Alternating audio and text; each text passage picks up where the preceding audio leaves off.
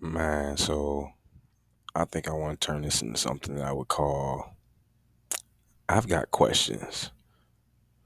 Because if you're looking for a headline and you see this kind of stuff, you're going to be like, what the hell?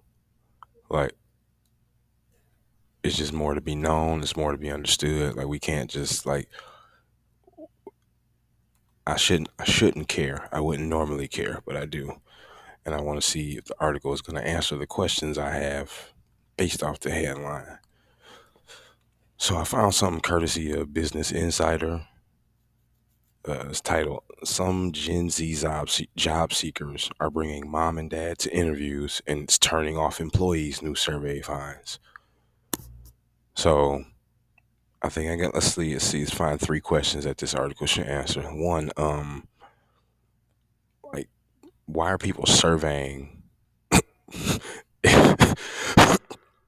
if bringing mom and dad to a job interview is like pleasurable? That's weird. Um, what's the benefit? What's the benefit of this? Like, why would I need to bring my parent to a job interview? Like, unless I'm interviewing to be a principal, that shit don't really make sense to me. And I guess I want to know, like, how could this go wrong? Like, I know how it could wrong, but how has it gone wrong to where it's turning off employers? You know, 'cause that's what we live for, turning them on. Says a survey found employers were avoiding college graduates and looking to hire older workers instead. Intelligent survey 800 managers, directors, and executives involved in hiring, and 1 in 5 of the employers said a college grad showed up with a parent for a job interview. What? 20% a college grad showed up with a parent. Bro, like, I would be so uncomfortable if I had to interview an adult with a adult parent. Like, that's a setup. That's a complete setup. I just had an interview this morning, and the guy was just telling me about how the work ethic of these people sucks, and he would rather hire someone that's older and more experienced, because who wants to put up with that? Like, I talked about this all the time where I used to work. Like, people show up just to say they leaving early. People show up late and leave early and be in charge at the same time. Like, it's weird. It's a weird concept.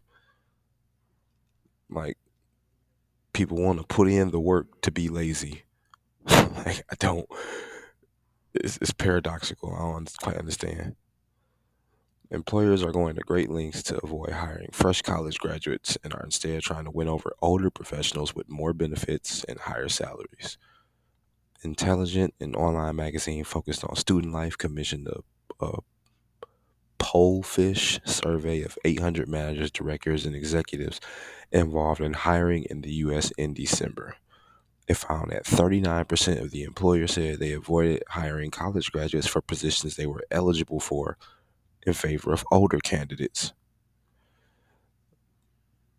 The survey suggested employers were favoring older workers partly because young professionals weren't making a great impression on hiring managers during job interviews. Shockingly enough, more than half of the employers said young recruits struggled to make eye contact during the interview, and 50% said they asked for unreasonable compensation. Yeah, you don't need a salary for that. All you need to do is just work alongside one. Work along somebody that's like ages 18 to like 24, 25, and you'll be pretty much getting paid to hear them whine. You'll be getting paid the same rate as that person, watching them spend half of the shift on their phone and the other half, you know, stoned out of their mind and just mentally unable to perform the task because they so goddamn high off whatever, or drunk, or whatever they're doing. Like, they're intoxicated, so they just can't work. They just a complete liability. Work alongside one, and you'll see how that. And you would definitely want to work amongst older people. Like, older people will have a sense of, they understand why the work is important. Like, younger people are just like, man, I'd rather be doing something else. It's like, that's a juvenile thought. Like, of course we'd all rather be doing something else. Like, ain't nobody here working for free. So like, hell no, don't nobody want to do it. But it's not about, you don't get to do what you want to do all the time. It's just, I thought we understood that. Like, if you do get to do what you want all the time, you've done something to earn that privilege. So it's like, even to be able to do nothing, you have to do something, and you still gonna have to do something to maintain your ability to do nothing. Like, it's not, you never really get to take your foot off the gas. Like, you just don't. And till you accept that shit, like, you'll keep pumping the brakes and wondering why the car don't stop. So you feel sorry for whoever you hit. We got something here. It says, here are 7 times older generations slam Gen Z's work ethic, calling them weakened kids who didn't seem like they want. Yeah, we don't need to go into all that. Like, the examples are plenty. Like, you can stand out easily if you just like pretend to like your job. Like, you could hate it to the core. You could hope the whole company goes under tomorrow and leaves you unemployed. Like, you could actually do that. But like, if you could just go in there and pretend to like it, like, just have like 10% enthusiasm, like, you'd be way ahead of most people. Like, it wouldn't really, there's no, it's no brainer. Like, just going there and just like, man, I can't wait to get to work today. People go, oh my God, you're a workaholic. It's like, no, I just don't like being broke. Don't like not being able to make the options I want to make. And I just don't like having to occupy 16 hours of my day every day. 16 to 18 hours is just nonsense. Like, y'all young. I'm about to be 32, so like, I don't really view time as expendably as you do. You sit around fucking playing video games and all that shit. Like, I can't. That's what y'all do. Y'all can sit there and bicker over Madden. I'm about to bicker over like a business plan or something. Like, I'm trying to be wealthy. Like, I'm trying to like already have food in the refrigerator type shit. Like, y'all trying to like get high and get laid and like be hedonistic well beyond that. Young professionals appear also to have a reputation for being difficult to work with. Nearly 2/3 of employers said they thought recent college graduates were entitled and frequently unable to handle their workload. And even if they can handle it, still pretty entitled.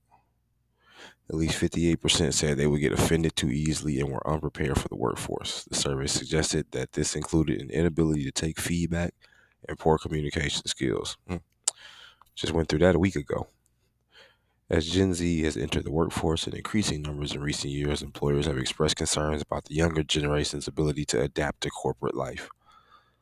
PwC, Deloitte, and KPMG are among the major firms that have said Gen Z recruits who graduated during the pandemic struggle to exercise basic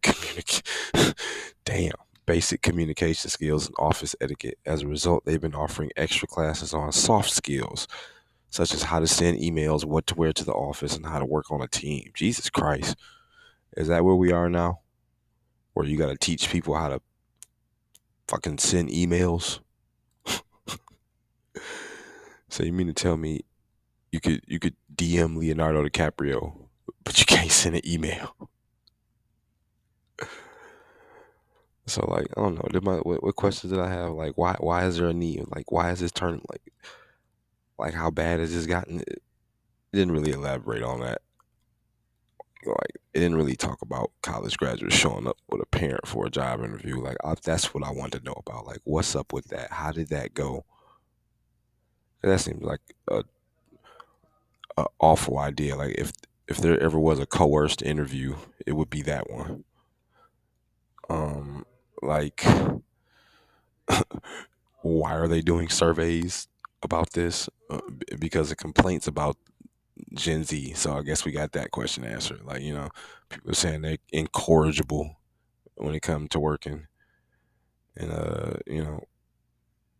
I don't remember my second question. What was the third one? The second one I listed, but it's just wild that we live in a world where you got to bring your mom and dad to a job interview as a college graduate. Like that's pathetic, dude. That's really pathetic. Like I don't even care what you can have a valid excuse for it. It's still pathetic. Like it just helps me understand the pity more, but it's a real lame thing to have to admit. It's like, hey, just got back from this interview with my mom and dad. My dad had to take 8 hours off work so he could go to my interview at Kroger's, or at fucking like at the office or whatever, at like Quicken Loans or some shit like that. Like, I want to know how many of them get hired. How many people who show up with mom and dad in the interview get the job? Like, I bet it's zero. I bet not a single motherfucker that shows up at a job interview as an adult, with like facial hair and, fucking state ID or driver's license, hopefully at this point. You show up in there with your dad who had to use vacation time just to be here, and mom who had to hire a babysitter for this shit. Yeah, you guys, you're not getting a job. It's a wrap. I'm sorry. This is weird and pathetic, and I wish it was over right now. Um, because how does this prepare you for anything? You're just an adult baby, and we don't, and that's where the entitlement comes from. So, if you're gonna let people bring their parents to the interview, expect to see more of this shit, because it's a terrible precedent to set.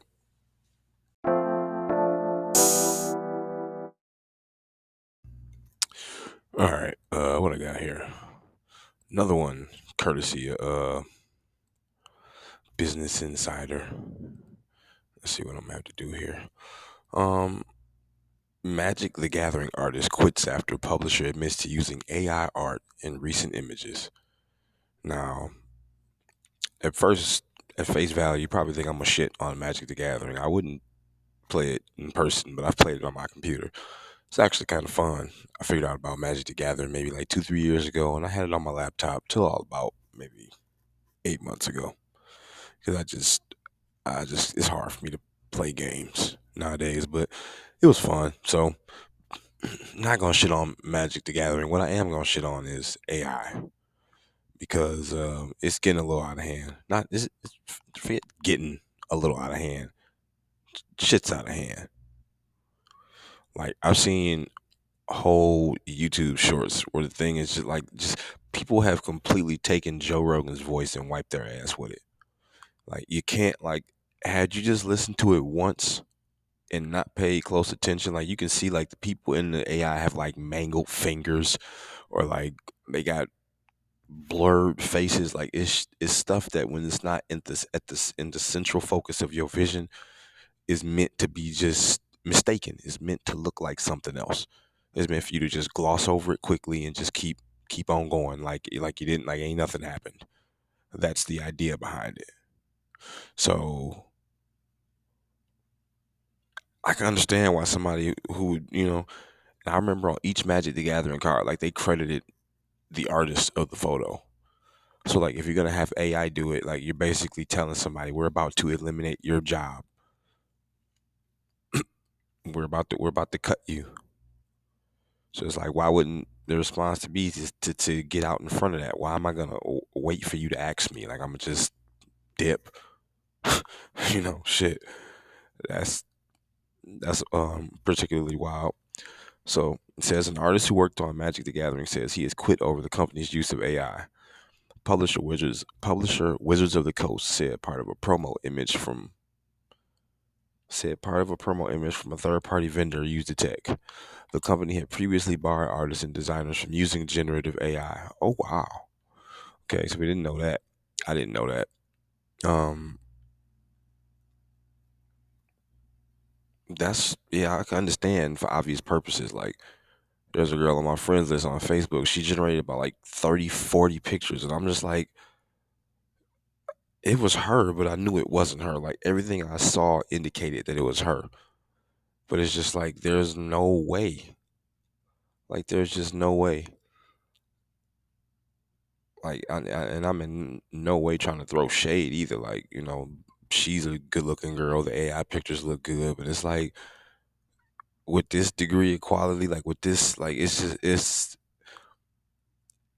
an indescribable aspect to it, to where you just know when you look at it. Like, I can't say it. Well, it's how real it looks, but that's pretty much what it is. Like the fact that it looks real instead of being real is the tip off. Like I just my brain knows what real things look like pretty reliably. So it's like I can understand. Like it's like that shit can blow any skilled artist out of the water. Like it's really not fair. Like you can pretty much anything you can verbally conceptualize, you can make an AI image of. So I don't understand why you can't do that. In a post on X, Dave Raposa said, and just like that, poof, I'm done working for the Wizards of the Coast. You can't say you stand against this and blatantly use AI to promote your products. Email sent. Goodbye, you all. Wizards of the Coast, the company behind the game, barred artists and designers from using generative AI in December. Wizards of the Coast initially denied that AI had been used to create the background for a recent promotional image after fans grew suspicious. Only a few days later, the company backtracked and admitted that AI components had crept into the image, which was swiftly deleted. It apologized for the error and said the image background was sourced from a third-party vendor. Oh yeah, way to dodge responsibility for that one. Sounds like to me you guys overstepped, and like you're trying to pull your hand back after it was cut off. Like it's like you made a bet, then you made a bet, then you lost the bet, and now you don't want to pay up. Like you want to change the conditions of the bet now that the outcome didn't end up your way. Like, bet you $10 I make this shot. Give my 10, bro. All right, double or nothing, 20. Where my 20 at, bro? Nah, man, shit, the motherfucking win was all shit. Yeah, nobody want to hear that shit. Uh-uh. You said double or nothing. You bricked. Pay up. You said you can't use AI. You did. Don't put it off on a third party vendor. Y'all greenlit it. Give a damn about a third party vendor. Like you guys greenlit the shit. So there you go. Enough said. A statement posted on the company's website said, quote, "We already made clear that we require artists and creatives contributing to the Magic TCG to refrain from using AI generative tools to create the final Magic products. What's now apparent is that we need to update the way we work with vendors on creative beyond our products, like marketing images we use on social media, to make sure that we're supporting the amazing human ingenuity that is so important to Magic."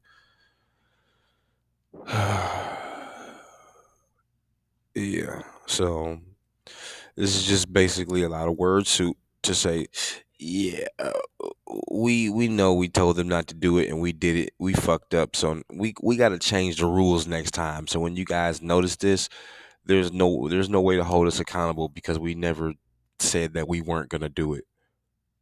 That's what this is. That's exactly what this is. I don't give a shit what you say. This is what it is.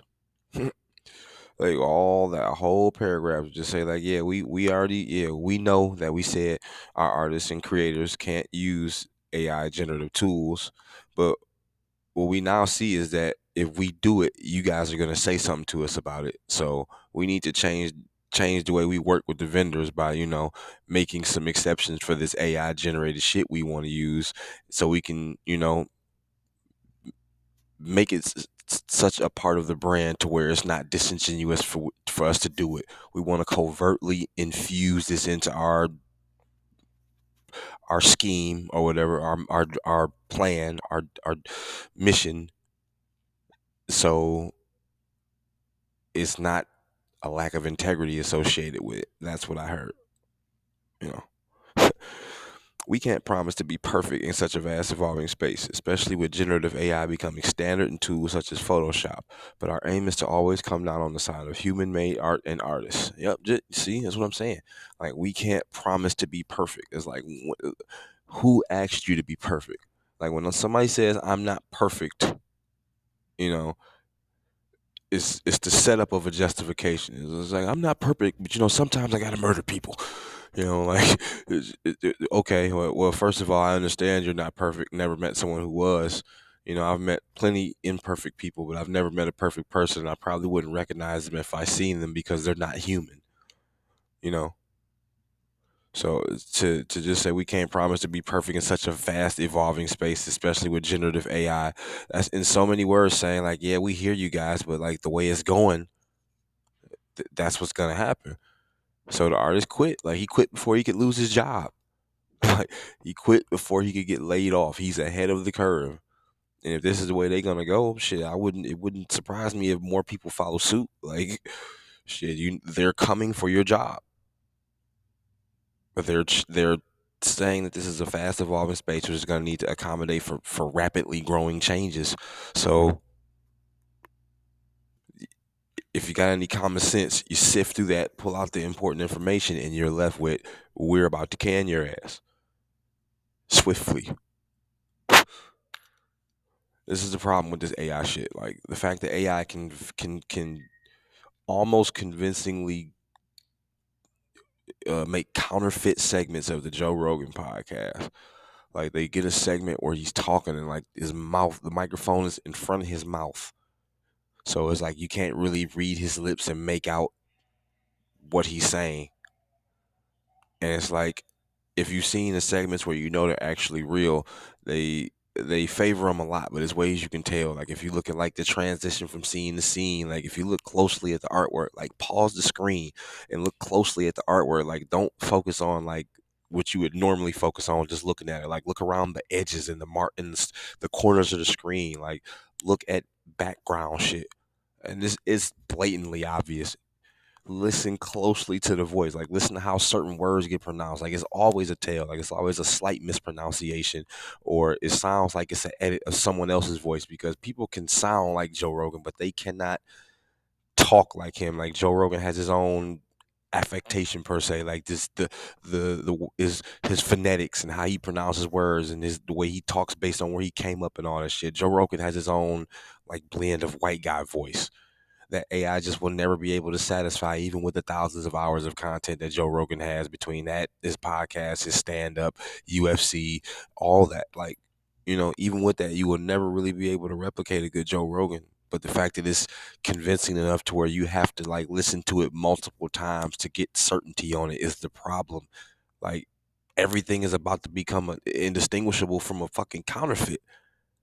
Every Everything is going to be indistinguishable from a counterfeit. Like, nothing is going to be, you're not going to be able to verify the integrity of anything, because you got this software that can like scrub the internet for like all images and angles and lightings, and like it can basically draw what you want on demand, like to within like a degree of reality. And it's like shockingly, people aren't just using that for good. Like people are kind of taking that and going wild with it, you know? I know we thought people would be responsible regarding such a, something to that effect, but no, nah, that didn't happen. We missed the responsibility seminar big time on this shit. It's all kind of artwork. Like, I mean, and sometimes it's funny. Like I seen a picture of like a black dude with like a old school afro, like one of them niggas that like watch anime and like be trying to shoot Kamehameha waves out their hands in real life and shit. Like one of them type of niggas. He was wearing a Superman outfit and he was holding a big fat white girl in like some fat girl lingerie.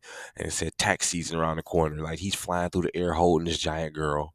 And it's all the classic how niggas, you know, start dating girls around tax season to take advantage of what they got and all that shit, you know.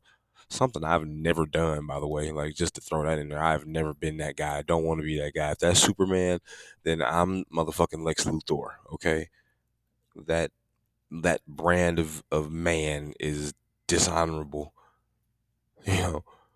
But just to close out on the AI tip, like I don't I think I don't think AI is an intrinsically bad thing. Like it has a lot of good potential, but when you make it so accessible to everybody, like AI is everywhere now. Like if people on my Facebook friends list can take this shit and like make all kind of art with it, it's like look at what happened when social media came out. Look at what happened when shit like Napster and Kazaa came out. Like the once you give it to the people, the shit's ruined. It's going to shit. Like rest assured, it's going to shit. Like it's not really no necessity for research and all this digging. Like once you give it to the people, you will liberate it, but they'll denigrate it, and that's where we getting close to. We getting close to that point where it's denigrated and it's not becoming a force for good. It's becoming a force for evil, and we need to stop it now. If it's gonna if it's affecting Imagine the Gathering, just imagine what else is next. Get wise. Keep your eyes open.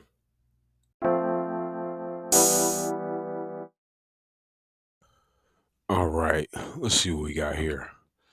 Courtesy of the Daily Wire says the University of Michigan estimated to have over 500 DEI jobs costing over $30 million a year.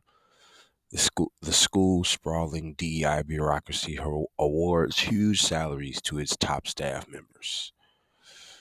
Um, yeah, so it's a good time to be a Michigan fan, anyways. Number one in the country, going to the national championship, playing against Washington. Let's all political and cultural shit aside, let's round of applause for that. That's amazing.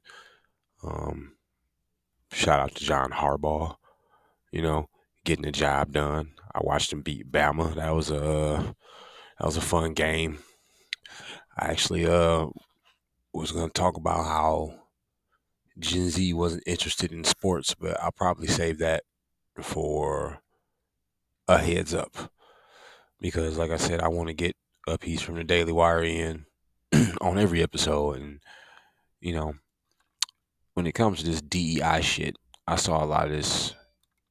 What was that in my last job? This whole DEI shit, and you can tell a DEI person or when somebody's a DEI hire because they basically just, for one, just wildly incompetent. Just you come to work every day and you wonder how the fuck these people are still here. Like how have you not been fired yet? How have you not been written up? Or how are you due for a promotion? You haven't done anything. But they stay there and they're usually not white. They're just anything besides white. You know, at my last job they had a prayer room where like you could just go and you could use it anytime you want. And a lot of people figured they go pray when the workload picked up. They go pray that they could, get a break from the work that we have to do now because they need to go pray. And shit, I almost thought about converting to their religion because their God answers prayers almost fucking immediately. They pray they don't have to work. They stay in the prayer room for an hour. Shit, work's done. Now they don't have to work. So, I mean, shit seemed pretty effective for them. But that's just, you can tell a diversity hire is somebody that's just non-white and they're not really good at their job. Like the way they do their job tends to undermine a process or like make more work for fellow employees, and that's just not cool. That's just you can't do that. So I'm gonna read this article here talking about the how many jobs say 500? Yeah, 500 DEI jobs costing $30 million a year. That's fucking wild. We just heard about the most recent example of a DEI hire, and that was Claudine Gay. She was getting paid $900K a year to be the president of Harvard, while at the same time being a complete fucking fraud, just openly fraudulent. Never published a study, like just over 50 instances of like direct plagiarism, like not an original thought in that pea-sized mind. So let's get to the article. The University of Michigan has built a sprawling diversity, equity, and inclusion bureaucracy, which now boasts over 500 jobs dedicated to advancing the agenda and costing the university more than $30 million every year, according to an analyst by one of its own professors. The university has at least 241 employees whose main duties, quote, are to provide DEI programming and services as either their exclusive or primary job responsibility, according to an analysis conducted by Mark Perry, an economics professor at the University of Michigan Flint, on behalf of the College Fix reveals. So, the University of Michigan Flint is just a branch because the actual University of Michigan is in Ann Arbor. So, University of Michigan Flint, it was alongside Baker College when Baker College was still around. Baker College is no more. It I attended Baker College. It actually closed down maybe about like 2 or 3 years ago. So that's that. But you know, so this ain't even. Oh my goodness, is something leaking here? This ain't even the full scoop on this. This is a subsidiary like franchise, you could call it. But 241 employees whose main duties are to provide DEI. What even is that? What is DEI programming? Like how would I know that if I saw it? Because right now when I just hear the term DEI programming, like it sounds almost like it sounds scary. Like if somebody grabs me and say, "Yo, we need you to come in here for some DEI programming," I'd be like, "No, you need the guy from IT. Like you don't. The fuck do you need me to DEI program? What shit? Like I can barely program my alarm clock in the morning, and you want me to like, yeah, no, just no." But yeah, that's my question here. Like it says, according to analysis, I think if we read further, we'll get more deal. But like, what provide DEI programming and services is either the exclusive or a primary job responsibility. Let's see if we can figure out what that means. Full-time DEI staff at the university cost the institution an estimated $30.68 million every year, with $23.34 million for staff salaries and another $7.44 million for benefits. The total sum could pay for in-state tuition and fees for 1,781 undergraduate students, according to Perry, who is also a scholar at the American Enterprise Institute. Some DEI staff at the University of Michigan raked in enormous salaries, with Tabby Shavu Sellers, UM's Vice Provost for Equity and Inclusion and Chief Diversity Officer, enjoying a whopping $402,800 per year. So, let's see, what's one of those monthly checks looking like? Let's just do some quick math here, courtesy of the calculator. So, let's just say 402,000 divided by 12. looking at $33,500 a month. And they still didn't elaborate on what these duties were. I'm still trying to figure that part out. Hang on a second.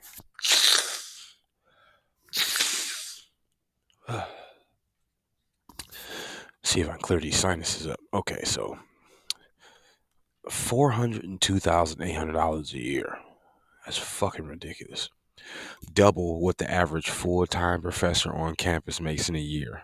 Now that's insane. Now, even before I even know with certainty what all this DEI role shit entails, to be just a person making sure that you don't got a bunch of the same shit walking around, like too many black people, too many white people, not enough Asian people, not enough Pacific Islanders, heavy on the Vietnamese. Like just to be the person that's like having that as your exclusive or primary job, and you aren't actually educating or like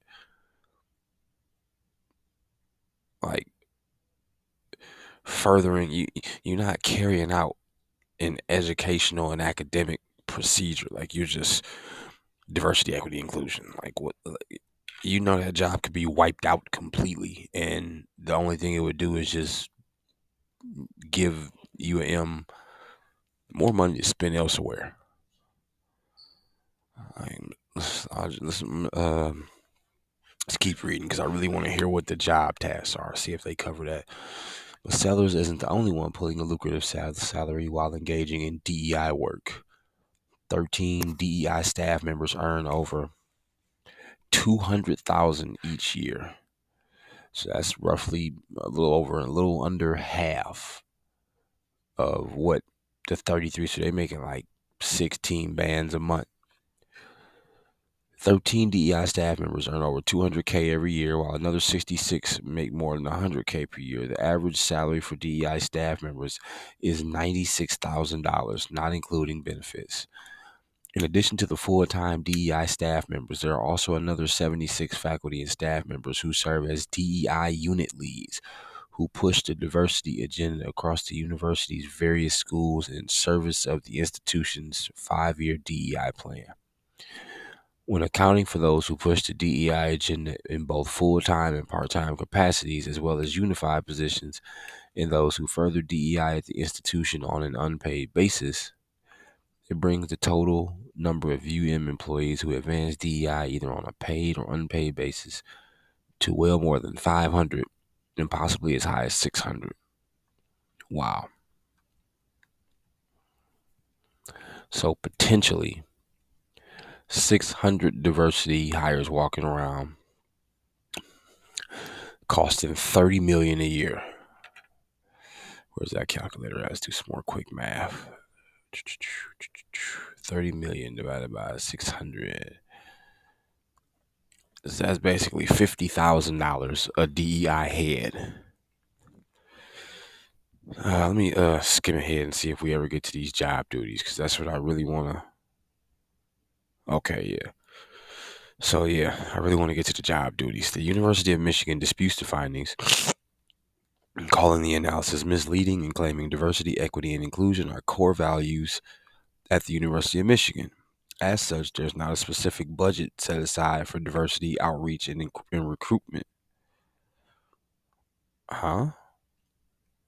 And then why do you have so many DEI employees? Why do there need to be potentially 600 people going around, like furthering that, like pushing that narrative? Like what? Why? 600, 500 to 600? That's absurd. And there's no specific budget set aside yet because it's all a part of the 30 million you pissing off every year to keep this fugazi shit going. Here we go. Most employees working on DEI are not solely dedicated to DEI efforts, but do so in addition to their other roles and responsibilities. The university's DEI efforts are appropriate to the size, scope, and complexity of our university, spanning the university, including 51 units over our 3 campuses, our academic medical center, blah, blah, blah, blah, blah. See, they start, when you ask somebody, when you're trying to get information and people just start like boasting or just throwing these numbers out. Like, the DEI efforts are appropriate to size and complexity. 51 units, 3 campuses, 100,000 students and employees. Like, okay, but why? Like, where? How does that keep you in the black? That's if it can't be. I mean, I guess theoretically it could be, but there's just no way. Like, how the fuck is this DEI shit working out for anybody?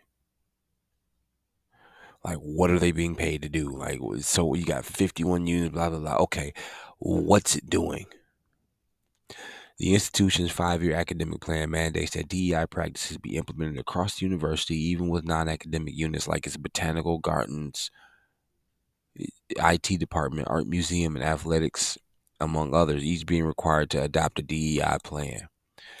Perry blasted the institution's DEI bureaucracy, asserting that the University of Michigan's diversity plans, quote, are reminiscent of the Soviet Union and Communist China's 5-year central plans to achieve ideal communist societies, which are examples of top-down, oppressive bureaucratic blueprints to socially engineer outcomes decided by the top leadership of the dictatorial regimes.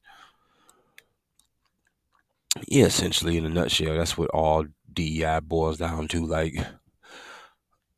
I don't see any evidence that having a diverse, equitable, inclusive workplace translate to any kind of productivity boost, any kind of sales boost, any kind of, you know, turnover decrease. Like, I don't like, where's the overwhelming benefit to this? Where's the thing that I'm supposed to see and be like, oh God, we should have had this all along? You know, you just had a DEI hire running one of the most renowned colleges, institutions in the world. Fuck just the United States, the whole world. And she was an airhead fraud.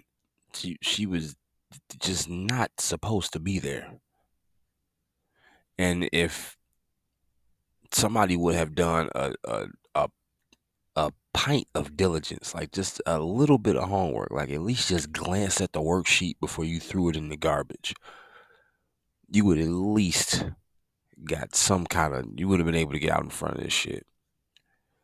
DEI hires are not, they're useless. They all don't have to be useless, but you know, it's just like affirmative action. If you're gonna bring somebody here based on factors that have nothing to do with anything they've contributed to, like, you know, that's like, imagine if the NFL was like diverse, equitable, and inclusive. You'd have like some skinny Asian kid, like as a wide receiver, who who can't even get off the line of scrimmage, but you know he's diverse and it's inclusive. Like, it, there would be at least like what you'd have like like 4 black quarterbacks, 4 white quarterbacks, 4 Hispanic quarterbacks, 4 Dominican Republic. Like, it just doesn't, you know, diversity. It doesn't work in sports for a reason. Like, you don't see DEI in sports because the type of diversity, equity, and inclusion you need goes to win games and be a successful team goes beyond skin color and ethnicity and racial background and gender identity or whatever kind of shit. It's way deeper than that. Like, you have to be able to play the fucking game. You got to be able to win. If you can't catch passes, if you can't run the ball, if you can't play defense, if you can't kick field goals, it doesn't matter how diverse your team is. You're going to get creamed every time you step on the field. You're going to get outright abused. You know, why is this not working? Where is the overwhelming benefit from this shit? We just keep getting story after story of these DEI hacks getting exposed. When is the lesson learned? I hope it's soon, because pretty soon everything, you know, everything we hold dear and valuable, and you know, all the reputations, everything that's been built up over time, are just gonna go to shit, trying to appease this radical left wing agenda that clearly equals zero. Like, it doesn't matter. All the numbers on the other side of the equal sign matter not. The sum of DEI is always zero. And the quicker we start teaching that formula, the quicker we can start seeing things work how they're supposed to, at least a little bit before the apocalypse, because it's coming. Shit like this, oh, it's definitely coming. You ain't even don't even waste your time betting on it, because if you win, you won't even be here to fucking reap the rewards, because the world will be over. That's where we're heading. All right, to close out. I actually did a little bit of digging for this. It wasn't easy to find. I want to kind of lighten up a bit and not talk about a topic that's so earth shattering. I just kind of want to just some goofier, some play. I mean, still attacking, the flaws in the culture and whatnot, but just something a little more lighthearted. Um, Courtesy of Futurism says university enrolling AI powered quote students who will turn in assignments and participate in class discussions. Now, what the fuck?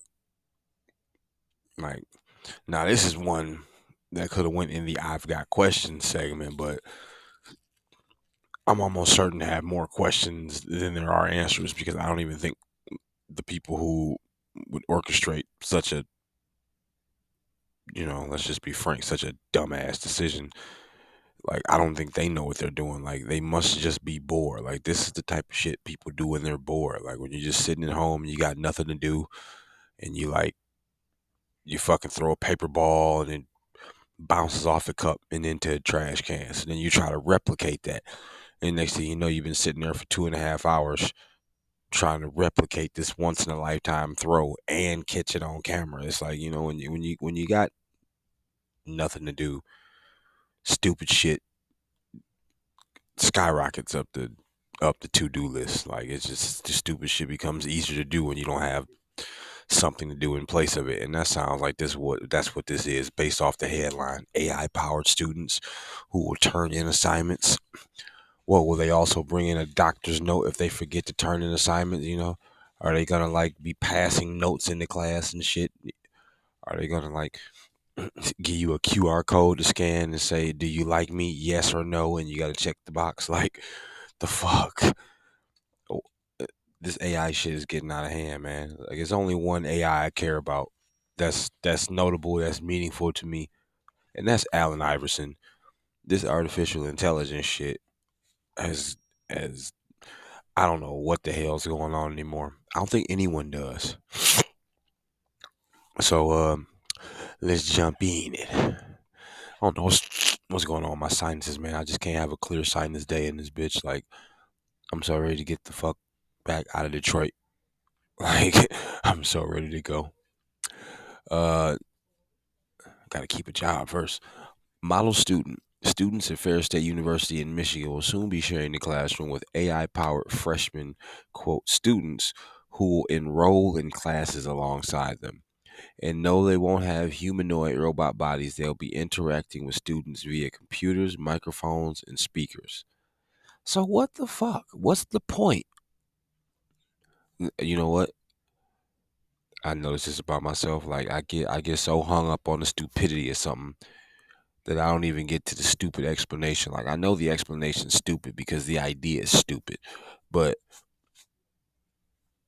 just as a reporter of sorts, I need to think about you guys. I need to let y'all hear the full stupidity dasha before I just interrupt. So it's hard to do, though. In an experiment led by Associate Professor Casey Thompson, AI students dubbed Anne and Fry will be listening or scanning through lectures, work on assignments, and even actively participate in discussions with other students, per the report. As to why the experiment, thank you, which was announced during the university's AI Day last month, is taking place, the institution wants to, quote, explore the, quote, transformational impact of emerging artificial intelligence technology, connecting high school students with potential educational and career pathways and evolving in increasingly important fields, per a statement. Whatever the heck that means. Now, the whatever the heck that means was not me, because quite frankly, I'm a grown ass man. I don't say heck. What the heck? No, it's usually what the hell or what the fuck. There's no heck in my vocabulary. We ain't hecking shit over here. Um, but yeah, to explore the transformational impact of emerging artificial intelligence technology, connecting high school students with potential educational career pathways and evolving and career. So you want to waste money. You want to waste money. You want to use money for experimental purposes on something that's obviously stupid. Like, this is a case of like where if it's not broke, don't fucking fix it. Like, what's like, why do we need to put AI in the classroom to interact with other students and shit and enroll and do assignments and like engage in student conversation? Like low key, that's what the students are for. Like seriously, like the students are there to do that amongst themselves. Like we don't need to put robot students in with the students to explore the transformational impact of emerging artificial intelligence technology. It's only a transformational impact because y'all keep trying to jam this shit in everywhere. We already got AI making indistinguishable art. We got AI copying the voice of we got AI fucking copying the goddamn voices of Joe Rogan and Jordan Peterson and Ben Shapiro and Jake Paul and all these other people, and like people are making content with this shit. People are like what was his name? Johnny Cash. People taking Johnny Cash and making him sing Taylor Swift. Like, I mean, I'm not gonna say it's not cool, but I can't appreciate it when I think of the consequences behind that shit. Like people look at them like, wow, I can sing just like Sting, or I can sing just like Michael Jackson. It's like, yeah, but you can't. Like I get it's cool to mess around with a toy, but like you shouldn't be able to. I don't see the creative spin-off lane for that shit being a path worth walking down. Like especially now, it's just you can't get, like I said before about AI, when you give it to the public it's ruined. So like once you give AI permissions to the public, like they're gonna fuck it up. You're gonna be walking up the street and you're gonna see a picture of you like in a gay act or like fucking like dressed up like Jigsaw or some shit, and you're gonna be like, now how did this, like, people could just go through your social media and just collect your photos and then engineer them with artificial intelligence, and they can turn you into like it can make anything out of you.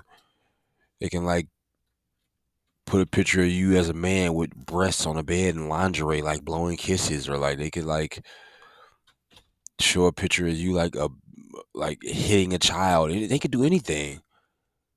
And it's like it's got to be some levels to this shit because of how powerful it is. And just because you want to explore the transformational impact of artificial intelligence, like this is only an impact if you make it one. There's nothing to explore if you just kind of use some common sense and be like, well, this is might be cool, but largely unnecessary. You know, career day. Thompson is rolling the dice and letting the two AI students decide which undergrad degree to pursue. Quote, like any student, our hope is that they continue their educational experience all the way up as far as they can go through their PhD. But we are literally learning as we go, and we are allowing the two AI students to pick the courses that they're going to take. What difference does it make? Like, is this some type of weird ass self stroke? Like, are they masturbating while they're talking? Like, you gotta be like, you just gotta be up there, like any student or hope is they continue. Oh yeah, get that experience all the way up as far as you can go. Oh yeah, get that PhD. Like, come on, man. Like, you get like over here like busting undergrad nuts over AI students picking their class. Like, get real. This shit doesn't mean anything. Like, the fact that it has the capacity to learn doesn't it undermines the fact that it's already imbued with like fucking knowledge. Like it's not really learning it. It's just it may not be there from startup, but it's got the capability to learn and compartmentalize, which is cool. I would say just about any other situation besides this. What does this got to do with students? The AIs don't give a shit about these students. We're in general courses at this point, but hopefully they will complete their undergraduate degree and even graduate degrees and even further than that.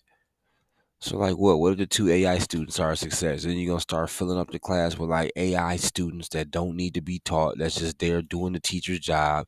Then the next thing you know, you won't need a teacher. Then the next thing you know, you just send AI robots to the kids' dorm rooms because you want to explore the transformational impact of emerging artificial intelligence. And it's like, well, yeah, it's definitely a transformational impact. You transformed it into something meaningless and banal and just kind of just stale. Like all the life is taken out of it. Like artificial intelligence by default takes the life out of everything it touches because it makes reality indistinguishable. And like, what, that's not the goal of it, but if that's what happens, then what the fuck, who cares what the goal is?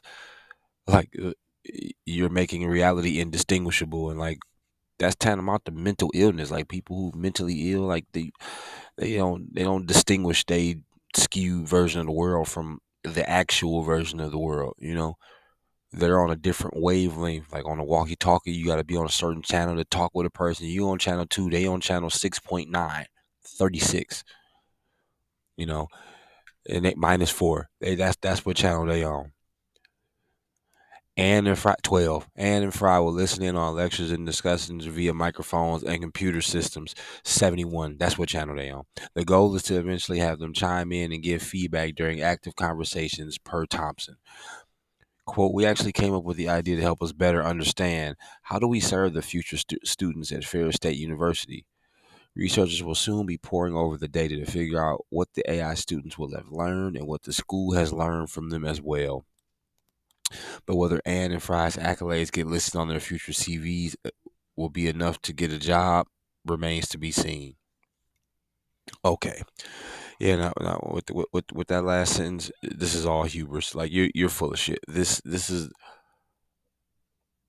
like I said before, how like you can't just institute a mass change. Like when you want to see a mass change, you got to start small. So like, let's say you wanted to remove all bathrooms from society, just no more bathrooms anywhere. You can't just do that.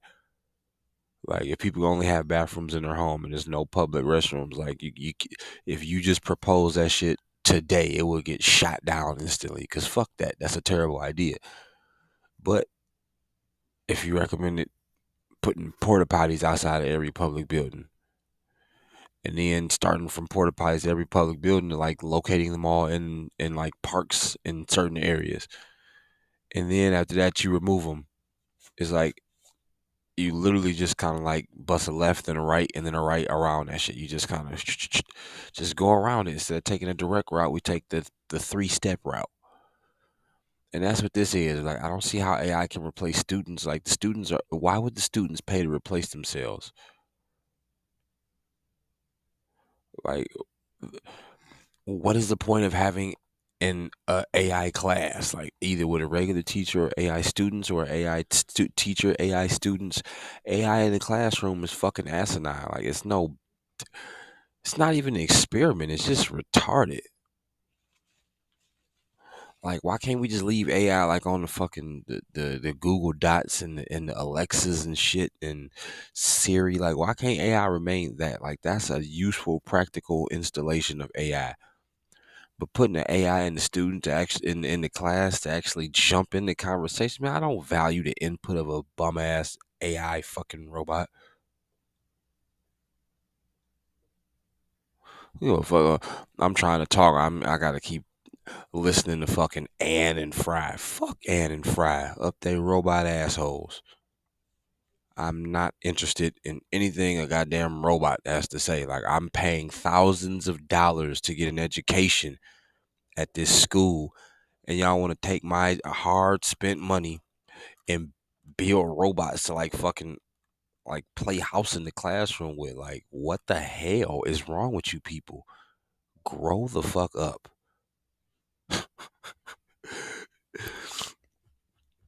Everything gonna be AI. They want to AI the bus drivers. They want self-driving cars. It's like this is a sign of just what's word innovative plateau. Like,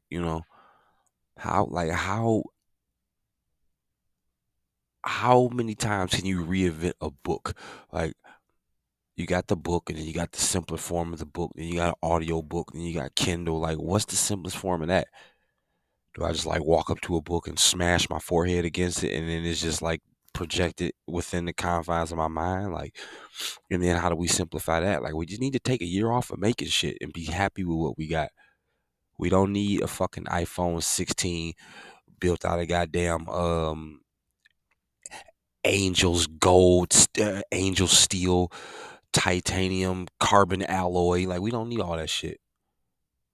We don't even need an iPhone 16 yet. Not for at least another 4 years. Look at Grand Theft Auto 5. That shit came out in 2013. They dropped a trailer for Grand Theft Auto 6 late last year, and then shit's still probably not coming out till 2025.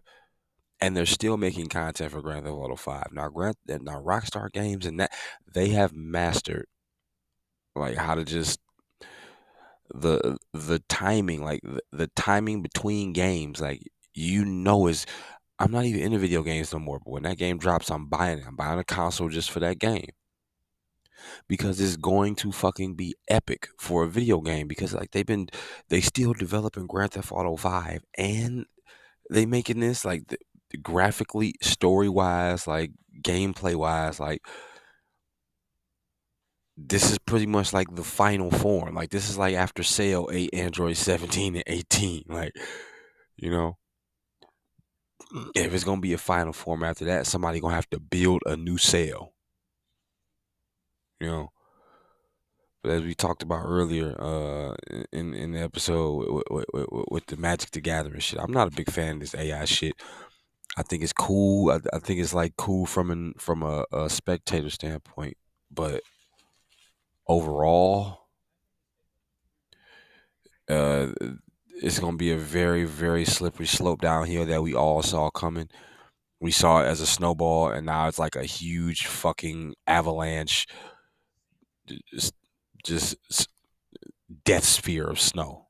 And we could have stopped it, but we were just so fascinated by how large it got that we got engulfed. We didn't have to, but we did. That's the show. Thanks for watching.